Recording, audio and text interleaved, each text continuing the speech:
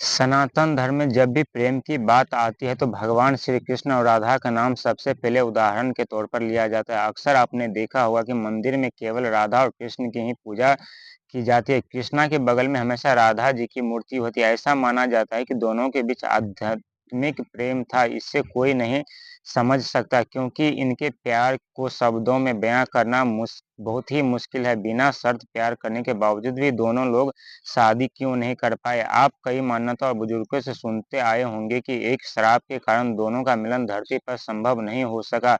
अधिकांश धार्मिक ग्रंथों में एक बात की चर्चा की गई है कि राधा को श्राप मिला था जिसके कारण उन्हें अपने प्यार यानी कृष्ण को पति के रूप में नहीं मिला। कहते हैं प्रेम जितना चंचल और पवित्र होता है उसकी राह उतनी ही जटिल होती है। भले ही भगवान श्री कृष्ण और राधा का नाम एक साथ लिया जाता है लेकिन उनकी प्रेम कहानी कभी पूरी नहीं हो सकी जबकि वे स्वयं जगत के पालन करता है।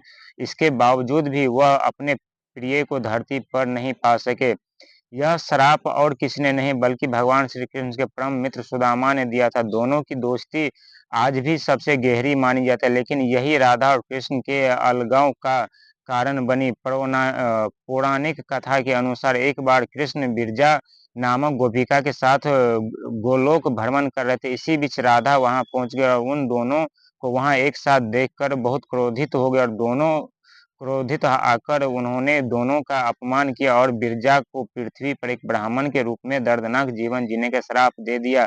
यह सब श्री कृष्ण और सुदामा देख रहे थे और उन्होंने राधा को समझने की कोशिश की लेकिन वह नहीं मानी और सुदामा को असुर कुल में जन्म लेने का श्राप दे दिया जिसे सुदामा बर्दाश्त नहीं कर सका और बदले में उन्होंने भी राधा को अलग होने का श्राप दे दिया। प्यार में होने के बावजूद भी इनका प्यार इनसे दूर हो जाएगा इसलिए वो एक नहीं हो सके। कई जगहों पर लिखा जाता है कि कृष्ण और राधा एक ही थे, दोनों में कोई अंतर नहीं था। इसलिए हर मंदिर में दोनों की एक साथ पूजा की जाती है। दोनों की कहानी अधूरी होते हुए भी पूरी नहीं हो सकी।